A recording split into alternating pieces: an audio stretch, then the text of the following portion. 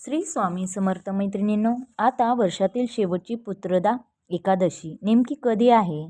ज्यांना संतान नाही त्यांनी या एकादशीपासून करा हा एक उपाय. खरंच या उपायाचा 100% अनुभव आलेला आहे बऱ्याच ताईंना. चला तर मग आपण आपल्या स्वामी 3131 या चॅनलला वर नवीन असाल तर लगेच वेळ न घालवता चॅनलला सबस्क्राईब करा व बेल आयकॉन बटनला प्रेस करा. व्हिडिओ स्किप न करता. आता ही पुत्रदा एकादशी 30 डिसेंबरला आहे की 31 डिसेंबरला व आपल्याला कोणत्या दिवशी हा उपाय करायचा आहे, काय नियम आहेत, काय अटी आहेत ते पाहू. तर 30 डिसेंबर रोजी पुत्रदा एकादशी असणार आहे. 31 डिसेंबर रोजी भागवत एकादशी आहे. वर्षातील शेवटची एकादशी असणार आहे. कोणाला संतान पुत्र प्राप्ती व्हावी असे वाटत असेल त्यांनी 30 डिसेंबर रोजी उपवास करायचा आहे. आता उपवास कसा करायचा आहे? आता ज्या जोडप्यांना संतान प्राप्ती होत नाही त्या जोडप्यांनी काय करायचे आहे, तर 30 डिसेंबरला एकादशी आहे. तर 30 डिसेंबरच्या एकादशी त्याचबरोबर 31 डिसेंबरची देखील एकादशी आहे, भागवत एकादशी. नवीन वर्षात ज्या एकादशी येतील तर अशा प्रकारे आपण जोडीने हा उपवास करायचा आहे. कोणालाही दुसऱ्यांना करायला सांगायचा नाही. तुम्ही म्हणाल चला आई करेल माझी माझ्यावरचं, नाही माझा भाऊ करेल, नाही, कोणालाही जमणार नाही. हा उपवास ज्याला संतान प्राप्ती होत नाही त्यांनीच हा उपाय करायचा आहे. म्हणजेच नवरा बायकोने हा उपाय करायचा आहे, तरच त्यांना त्याचे फळ नक्की भेटणार. तर काय करायचे आहे एकादशीला? तर उपवास शक्य असेल, तुम्ही काही आजारी असेल, काही असेल, काही प्रॉब्लेम असेल तर ठीक आहे, परंतु नक्की उपवास करा. मी तर म्हणते करा. आपल्याला चांगल्यासाठी थोडं मेहनत तर घ्यावीच लागते, त्यासाठी करावी लागेलच. तर ही सेवा संकल्पयुक्त करा. आपण जी एकादशी करत आहोत, ज्यासाठी करत आहोत, त्याच्यामुळे ही सेवा आपल्याला देवघरासमोर बसून करायची आहे व संकल्पयुक्त करायचे आहे. तर त्यासाठी आपल्याला बाळकृष्ण घ्यायचा आहे. तो बाळकृष्ण घ्यायचा आहे. त्याच्या अगोदर धूप लावायचे आहे, दिवा लावायचा आहे. त्याचबरोबर नवरा बायकोने जोडीने बसायचे आहे. स्वच्छ सकाळी आंघोळ वगैरे करून स्वच्छ असे कपडे परिधान करायचे आहेत.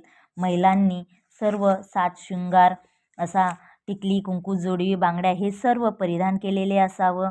त्याचबरोबर पंजाबी ड्रेस घातला असेल तर डोक्यावरून ओढणी घ्यावी, साडी असेल तर पदर डोक्यावरून घ्यावा व देवासमोर चौरंग मांडावा व त्या ठिकाणी स्वच्छ करून चौरंग मांडावा, त्यावर लाल वस्त्र अंथरावे व त्याचबरोबर तामण घ्यायची आहे आपल्याला व नंतर तामणामध्ये बाळकृष्णची मूर्ती ठेवायची आहे व पंचामृतनी सर्वप्रथम बाळकृष्णाचा अभिषेक करायचा आहे व ओम नमो भगवते वासुदेवाय नमः, ओम नमो भगवते वासुदेवाय नमः असे म्हणून अभिषेक करायचा आहे.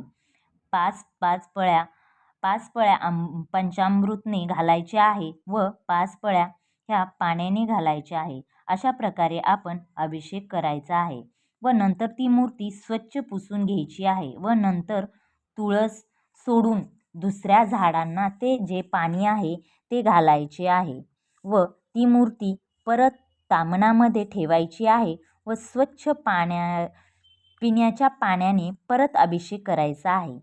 तो अभिषेक आपल्याला जोडीनेच करायचा आहे. तुमच्याकडे नित्यसेवेचे पोथी असेल तर पुरुष सुक्तम, जर तुमचे पाठ नसेल तर पोथीमधून तुम्ही ते वाचू शकता. मराठीमध्ये किंवा संस्कृतमध्ये तुम्हाला जे ठीक वाटेल तशा प्रकारे करा. एकाने अभिषेक करताना एकाने अभिषेक करायचा आहे, एकाने पठण करायचे आहे. अशा प्रकारे हात लावून दोघांनी एकमेकांना ते अभिषेक करायचा आहे. एकाने पठण करायचे आहे, आपल्याला अभिषेक हातात हात घालून तो पूर्ण करायचा आहे. पुरुष सुक्तमचा अभिषेक जोडीनेच करायचा आहे व 16 वेळेस पुरुष सुक्तमचा पठण करायचे आहे व अभिषेक पण 16 वेळेस पळीने टाकायचे आहे. मनोभावी ही सेवा करायची. नंतर ती मूर्ती काढून घेऊन अष्टगंध तुम्हाला तुळशीपत्र वगैरे अर्पण करायचे आहे बाळकृष्णाला. त्याचबरोबर पिवळे फूल अर्पण करायचे आहे व त्या अभिषेक पात्रात जे तीर्थ तयार झालेले आहे त्या तीर्थामध्ये सर्व ऊर्जा निर्माण झालेली असते व ते तीर्थ फक्त जोडप्यानेच ते प्यायचे आहे. तुम्ही घरातल्या कोणाला देताल तर ते द्यायचे नाही. हे नवरा आणि बायकोनीच प्यायचे आहे. अशा प्रकारे प्रत्येक एकादशीला बाळकृष्णाचा आपण असाच अभिषेक करायचा आहे. अशा प्रकारेच पूजा आराधना करायची आहे. त्याचबरोबर हे अभिषेक, हे एकादशी वगैरे हे आपण करत आहोत तेव्हा आपण मांसाहार हा करायचा नाही. त्याचबरोबर संतान गोपाळ मंत्रसुद्धा आहे बघा, तो तुम्हाला एक माळ पठण करायचा आहे. एक माळ तुम्ही करा, एक माळ तुमच्या पतीला करायला लावा. अशा प्रकारे ही संतान गोपाळ मंत्रसुद्धा आहे, तो म्हणायचा आहे. एक एक माळ पठण करायचा आहे.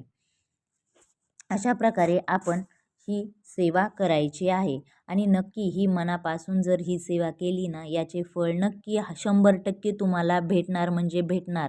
आणि तुम्ही आपल्या कमेंट्स बॉक्समध्ये लिहायला विसरू नका की ओम नमो भगवते वासुदेवाय नमः. हे नक्की तुम्ही कमेंट्स बॉक्समध्ये लिहा. जर तुम्हाला हा माझा व्हिडिओ आवडला असेल तर नक्की चॅनलला सबस्क्राईब करा, लाईक करा, शेअर करा, बेल